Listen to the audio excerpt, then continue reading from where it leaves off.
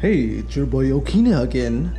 Today we're going to be trying to go ahead and fix a crack inside my taillight. These are for a 1995 Miata NA MX-5. Now as you can tell, these taillights don't look the freshest. I pulled them off of my Miata that I'm working on right now. For some reason they look kind of pinkish. I don't know why. It might be from the sun burning them out. So for this video we're going to be filling in that crack in preparations for restoring these taillights, or at least giving them that all red mod that you see online. So go ahead and just stick around, watch the video, watch me jump into this like I jumped into your mom last week.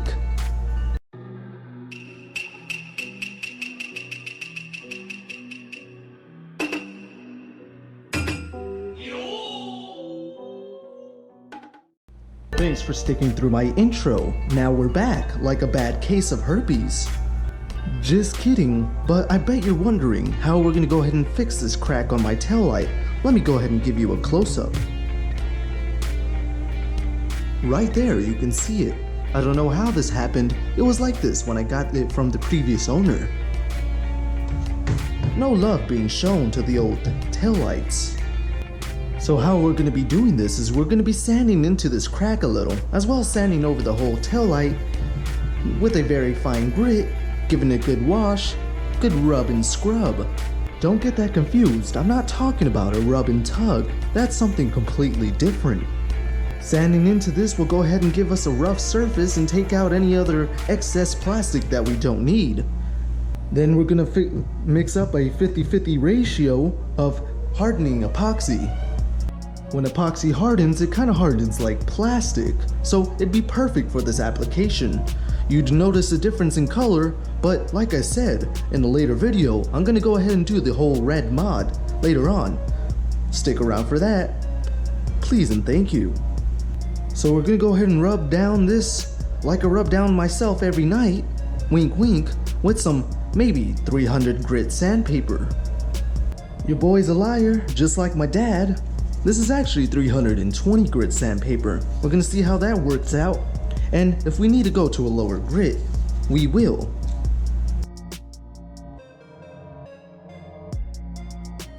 Ooh, that was a lot of sanding. As you can see here, we took off all the excess plastic, and all that's left is that crack. We're gonna go ahead and clean it out, see if we can get any of the residue out, and then we're gonna start on the epoxy process. I went ahead and cleaned out that crack, and there's no more white stuff in it. That was no sex joke intended. What we're gonna do now is we're gonna mix up a 50-50 ratio of epoxy and hardener in these clear little plastic cups that I got at Walmart. These are pretty cheap. You can get about 50 of them for like $4. Good deal. Go ahead and mix it up with a knife or a plastic utensil, because you're gonna be throwing this bad boy away afterwards. Went ahead and cut off the tops of these cups.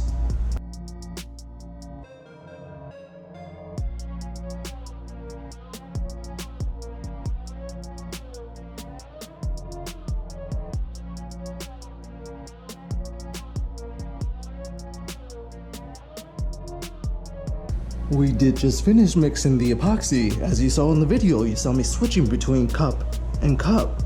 You don't want anything that's not unmixed, and that'll make sure that you mixed up everything properly. A pro tip I'm about to show you is to get all the air bubbles out of your epoxy, go ahead and lay it in some hot water. I warmed this water up in the microwave. It'll just float on top. It's gonna bring all the air bubbles to the top, and then we're gonna go ahead and blow it off with a heat gun. You can also use a hair dryer. And then that'll get rid of all your air bubbles. Then we're gonna go and apply it to the taillight and let that harden over a process of 24 hours.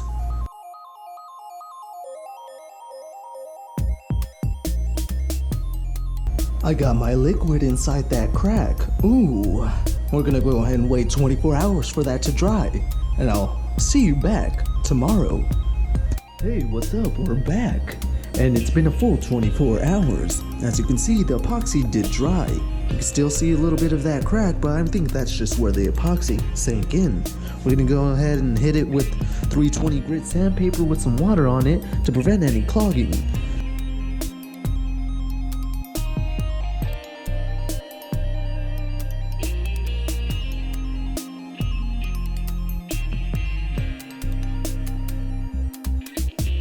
There we go, we went ahead and knocked it down a few. You can hardly tell there was a scratch there to begin with, or a crack there to begin with. If you have any deep spots like I do, right here, you can go ahead and do the whole process again with the epoxy. Fill it in, then go ahead and sand it down. Of course you'd have to wait that 24-hour period again, but you'll get a great outcome. Like I said in the later video, I'm going to go ahead and do this sanding process to the whole tail light. So stay tuned for that. It's going to be an exciting episode, and I do believe it's going to come out very good. They're also going to be completely red, even this white part and yellow part right here. I'm doing that red tail light conversion. Again, it's your boy Okina. Go ahead and leave your comment down below of what you think. Give it a thumbs up, and go ahead and turn on the notification button.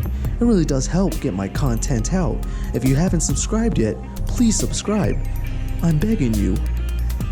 One last time, it's your boy Okina. I'll see you on the next episode.